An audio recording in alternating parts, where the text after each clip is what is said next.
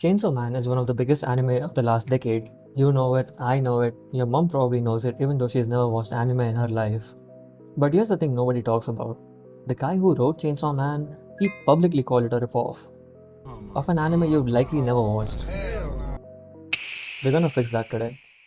When the Chainsaw Man anime got announced, Tatsuki Fujimoto, the author, went online and called it a knockoff, his own work.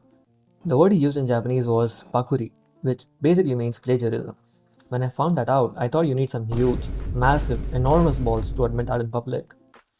We all know Jujutsu Kaisen and have been through enough slander and lobotomy Kaisen to know it's the biggest anime in pop culture right now. But Dorohedoro, I'd heard the name and it's always been on my watch list, but I had no idea what it's about. So I went and watched it. And I'm a little angry that nobody told me about this sooner. There's a city called The Hole, and it's as shitty a place can get. Sorcerers from some other place use it as a testing ground. They show up through their magic anywhere doors, use the people as guinea pigs for their magic, and then fuck right off. People get turned into mushrooms and insects. And in the middle of all this, we have our guy Kaiman, big guy with a lizard head, who does not know why he has a lizard head. And the one thing he knows is that a sorcerer did it, so he plans to bite sorcerers' heads off till he just finds the one who did it. Oh, and there's also a man living inside his mouth. This is a normal show. His best friend Nikaido runs a gyoza shop and they eat gyoza constantly. Genuinely, there's more meals in the show than your average slice of life anime, and these people are getting brutally murdered and experimented on every other episode. For how grim the setting is, the vibe is surprisingly light. Episode 1 literally has a man being turned into an insect, and there's just some clown music running in the background. The contrast is amazing. It's gory, unhinged, and then it's the most wholesome dinner scene you've seen in your life.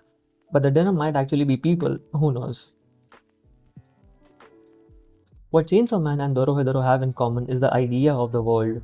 There are beings that are basically walking disasters, regular people are the victims, and the line between monster and person is muddy. So when Fujimoto claimed that his work is plagiarized, he's simply saying it as a fan. He was hyped that Mappa was making his anime. But what I did not expect is this. Chainsaw Man is unhinged, right? It's stylish. You see it in how Denji acts and how others want to aura farm. It's very visible. You can feel the show going, hey, watch this. It knows exactly how cool it is. Dorohedoro does not care about that. It just does things. You genuinely can't predict what the next scene is going to be. It could be a brutal fight, it could be a comedy skit about mushrooms, it could be an unexpectedly emotional backstory for a character who had a turkey for a head 20 minutes ago. The show does not ask for your permission, it just goes. Dorohedoro has an interesting ecosystem. The side characters, the villains, the random weirdos in the background, everyone has personality. Even the guy serving beer at the bar you found in the middle of your trip. Everyone is doing something. It's not carried by one protagonist being charismatic. It's carried by the whole world just being interesting. What I'm saying is, if you love Chainsaw Man, there is a show that came before it that goes harder in ways that Chainsaw Man doesn't, and you have been sleeping on it. So why did nobody watch it when it came out? January 2020?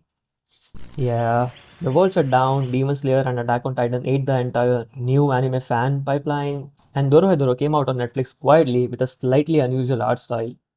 You see, Mappa used a 2D and 3D CG blend that people found kinda off-putting.